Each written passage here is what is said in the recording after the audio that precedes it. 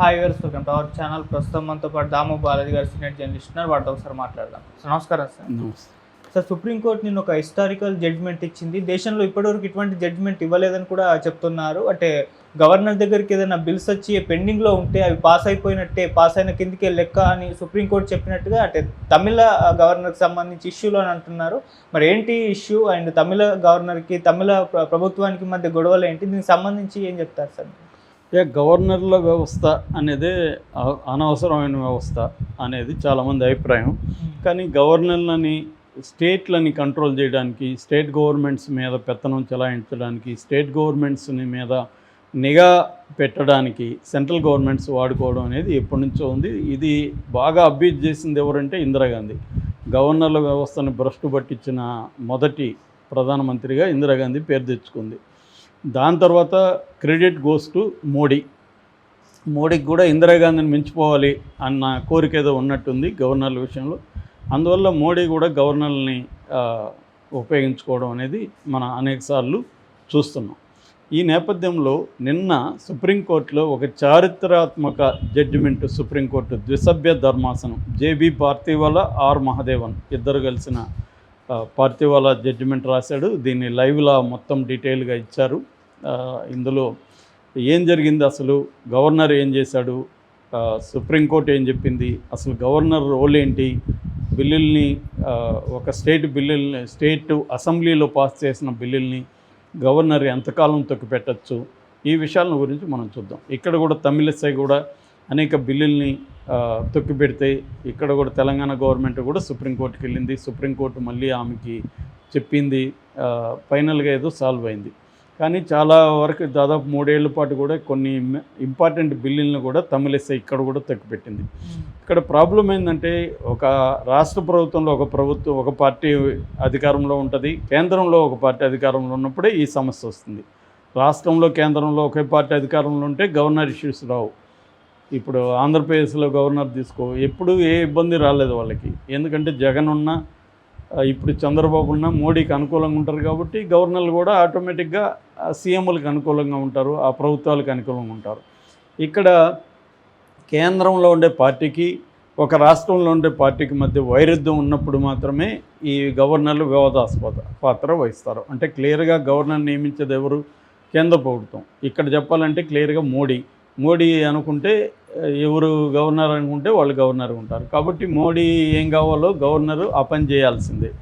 ఇందులో ప్రాబ్లం ఏంటంటే, మన దేశం అనేది మోడీ అనుకున్నట్టు జరగాలను లేకపోతే ఇంకొకరు అనుకున్నట్టు జరగాలని కాదు. కాన్స్టిట్యూషన్ ఉంది మన దేశానికి, ఒక రాజ్యాంగం ఉంది, ప్రజాస్వామిక విలువలు ఉన్నాయి. వీటిని ఫాలో అవుతున్నారా లేదా అనేది ఎవరు చూడాలి? ఫైనల్గా సుప్రీంకోర్టే చూడాలి. రాజ్యాంగ విషయాలకు సంబంధించి అల్టిమేట్గా సుప్రీంకోర్టు ఫైనల్ అథారిటీ. రాజ్యాంగం అమలవుతుందా? గవర్నర్ అయినా, ప్రధానమంత్రి అయినా, రాష్ట్రపతి అయినా రాజ్యాంగాన్ని అమలు చేస్తున్నారా, రాజ్యాంగానికి వ్యతిరేకంగా వెళ్తున్నారా అనేది చెక్స్ అండ్ బ్యాలెన్సెస్ చేయాల్సిన పని సుప్రీంకోర్టు చేయాలి. ఇక్కడ గవర్నర్ ఏం చేశాడు తమిళనాడులో అంటే, ఆయన పేరు RN Ravi, doctor RN Ravi, Tamil Nadu governor. ఆయన గత 5 ఏళ్లుగా 10 బిల్లుల్ని తొక్కిపెట్టాడు. లాస్ట్ అంటే ఓల్డెస్ట్ బిల్ ఎప్పుడు అంటే జనవరి 2020 జనవరిలో వచ్చిన బిల్లు ఓల్డెస్ట్, అంటే 5 ఏళ్ళు. తర్వాత ఏప్రిల్ 2023 ఈ మధ్యకాలంలో అంటే 3 ఏళ్లలో 10 బిల్లుల్ని ఆయన పాస్ కానివ్వకుండా తొక్కిపెట్టేశాడు. ఈ 10 బిల్లులో మళ్ళీ అనేక బిల్లుల్ని రెండోసారి కూడా తమిళనాడు అసెంబ్లీ పాస్ చేసింది. ఫస్ట్ టైమే కాకుండా రెండోసారి చేసినా కూడా గవర్నరు తొక్కిపెట్టాడు. అసలు గవర్నరు తొక్కిపెట్టే అధికారం ఉందా అంటే, ఆర్టికల్ 200 ఇండియన్ కాన్స్టిట్యూషన్ ఏం చెప్తుందంటే, గవర్నర్ 3 రకాలుగా స్పందించవచ్చు. ఒక బిల్లు పాస్ అయినప్పుడు గవర్నర్ దగ్గరికి వెళ్ళాలి. గవర్నర్ మామూలుగా అయితే దాని మీద సంతకం చేసి ఓకే చేయాలి. దాన్ని గ్రాంట్ అసెంట్ అంటారు. అంటే సమ్మతిని తెలియజేస్తూ స్టాంప్ వేసి ఇది చేయాలి. రెండవది విత్హోల్డ్ అసెంట్, తన సమ్మతిని విత్హోల్డ్ చేయడం, ఆపి ఉంచడం. మూడవది ఈ ఆపి ఉంచడంలోనే ఒకసారి రిటర్న్ పంపిస్తారు, రీకన్సిడరేషన్ అంటారు. మళ్ళీ మీరు పునఃపరిశీలించండి, ఈ బిల్లులో ఈ ప్రాబ్లమ్స్ ఉన్నాయి, ప్రజలకు వ్యతిరేకంగా ఉంది, రాజ్యాంగానికి వ్యతిరేకంగా ఉంది, ఇలాంటి కొన్ని లీగల్ అంశాలను తీసుకొని మళ్ళీ రాష్ట్ర ప్రభుత్వానికి పంపిస్తారు. రాష్ట్ర ప్రభుత్వం రీకన్సిడర్ చేసి వాళ్ళు స్పెసిఫిక్గా గవర్నర్ చెప్పిన సూచనలను ఫాలో అయ్యి సవరణలు చేసి మళ్ళీ పంపిస్తే మళ్ళీ ఓకే చేస్తారు. లేదు సార్, మీరు చెప్పిన దాంతో మేము ఏకీభవించట్లేదు, ఇవన్నీ కరెక్ట్గానే ఉన్నాయని మేము నమ్ముతున్నాం అని మళ్ళీ కూడా వీళ్ళు కూడా లీగల్ ఎక్స్పర్ట్స్ అభిప్రాయాలు అవి తీసుకొని వీళ్ళు కూడా మళ్ళీ రీసబ్మిట్ చేయొచ్చు. లేదు రీపాస్ చేయొచ్చు, మళ్ళీ అసెంబ్లీలో దాని మీద చర్చ జరిపి మళ్ళీ పాస్ చేయొచ్చు. ఇది జరుగుతుంది ఈ ప్రాసెస్. మూడవది ఏంటంటే reserve bill for the president. బిల్లుని ప్రెసిడెంట్ చేతిలో పెట్టడానికి రిజర్వ్లోకి పెట్టేయడం. ఈ 3 రకాల పనులు గవర్నర్ ఒక బిల్లు గురించి చేయొచ్చు. ఇక్కడ ఏం చేశారంటే ఈయన గ్రాంట్ చేయలేదు, సమ్మతి గ్రాంట్ చేయలేదు, తర్వాత విత్హోల్డ్లో పెట్టేసుకున్నాడు. దాదాపు 3 ఏళ్ళు ఒక బిల్లుని పెట్టాడు. వీళ్ళకి రిటర్న్ చేసినప్పుడు రిటర్న్ చేయలేదు. రిటర్న్ చేయకపోయినా వీళ్ళు రెండోసారి మళ్ళీ బిల్లు పాస్ చేసి పంపిస్తున్నా కూడా దాన్ని కూడా ఇతను పక్కన పెట్టేశాడు. దీని మీద సుప్రీంకోర్టుకు వెళ్ళారు. సుప్రీంకోర్టులో తమిళనాడు గవర్నమెంట్ తరపున ముకుల్ రోహత్గి, రాకేష్ ద్వివేది, పి విల్సన్ ఈ 3 సీనియర్ అడ్వకేట్స్ వాదించారు. అటు సెంట్రల్ గవర్నమెంట్ అంటే ఈ సెంట్రల్ గవర్నమెంట్లో ఉండే మన అడ్వకేట్ జనరల్ ఆయన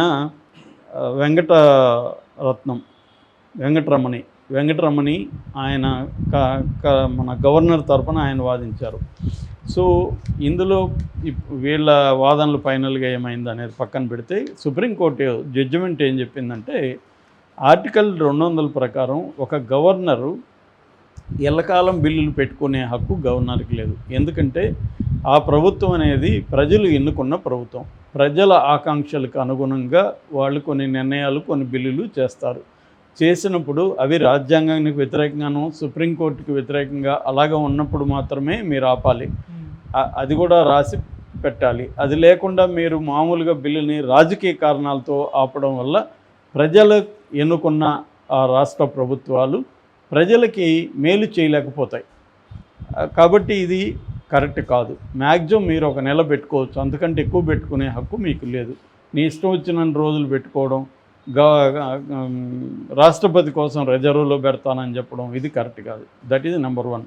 నెంబర్ 2, రెండోసారి ఒక బిల్లుని ఒక అసెంబ్లీ పాస్ చేసినప్పుడు మీకు ఖచ్చితంగా దానికి సమ్మతి తెలియజేయాల్సింది, వేరే మార్గం లేదు. ఆర్టికల్ 142 సుప్రీంకోర్టు చెప్పింది ఏంటంటే ఆర్టికల్ 142 ప్రకారం రెండోసారి ఒక అసెంబ్లీ ఒక బిల్లుని పాస్ చేస్తే మీరు దాన్ని ఓకే చేయాల్సిందే. మీకు రిటర్న్ పెట్టే హక్కు లేదు, ప్రెసిడెంట్కి పెట్టే హక్కు లేదు అని చెప్పేసి కామెంట్లు చేసింది. దాని తర్వాత ఇవన్నీ కూడా జడ్జిమెంట్లో రాశారు, బయట కామెంట్లు కాదు. క్లియర్గా జడ్జిమెంట్, డీటెయిల్ జడ్జిమెంట్ మనకి లైవ్లో వాళ్ళు ఇచ్చారు, వెబ్సైట్లో ఉంది. సో అలాగే ఈయన గవర్నర్ ఆపిన 10 బిల్లుని సెట్ అసైడ్ అంటారు. అంటే ఈయన కంట్రోల్లో ఉండదు. అట్లాగే ఒకవేళ ప్రెసిడెంట్ ఏమన్నా రిజర్వ్ కోసం ప్రెసిడెంట్ పెట్టుకున్నా కూడా దాన్ని నాన్ ఇస్టా లా అనేసి ఒక పదం వాడారు. నాన్ ఇస్టా లా అంటే లాటిన్ వర్డ్ ఇది. It is not the deed అని. It is not the deed అంటే ఇట్ ఈజ్ ఇన్వాలిడ్ అని అనమాట. అంటే ప్రెసిడెంట్ కూడా ఇంక జోక్యం చేసుకోవడానికి లేదు ఈ బిల్లుల్లో. సుప్రీంకోర్టే అల్టిమేట్. కాబట్టి ఈ 10 బిల్లులు పాస్ అయిపోయినట్టే లెక్క. అది సుప్రీంకోర్టు చెప్పింది. నాకు తెలిసి ఇట్లాంటి జడ్జిమెంట్ ఇప్పటివరకు రాలేదు. ఆల్రెడీ పంజాబ్ హైకోర్టులో ఇలాగే ఒకసారి గవర్నర్ గురించి వచ్చింది. కానీ ఇది ఒక చారిత్రక తీర్పుగా మనం చెప్పుకోవచ్చు. ఇది గవర్నర్ల వ్యవస్థని ఒకసారి మళ్ళీ ఆలోచించుకోవాలి.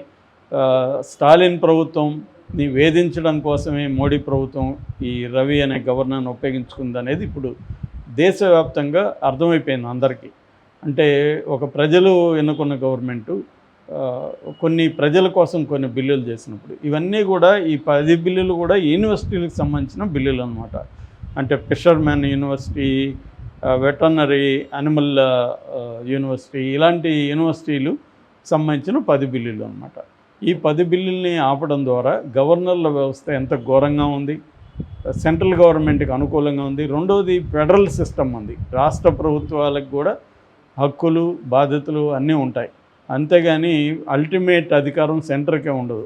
కానీ మోడీ ప్రభుత్వం ఏం చేస్తుంది, ఫెడరల్ వ్యవస్థని విచ్ఛిన్నం చేయడానికి సిస్టమేటిక్గా నరుక్కుంటూ వస్తుంది. అన్ని వ్యవస్థల్ని తన గుప్పెట్లో పెట్టుకోవడం, ఫెడరల్ సిస్టమ్స్ని, రాష్ట్రాల హక్కుల్ని కలరాయడం, ఇవన్నీ కూడా మోడీ ప్రభుత్వం చేసుకుంటూ వస్తుంది సిస్టమేటిక్గా. ఇప్పటి వరకు మోడీ కంట్రోల్ చేయలేనిది ఒక్క న్యాయ వ్యవస్థ మాత్రమే. అది కూడా చాలా వరకు చేయగలిగారు. ఇంకొంత మిగిలింది. ఆ మిగిలిన దానికి లేటెస్ట్ ఎగ్జాంపులే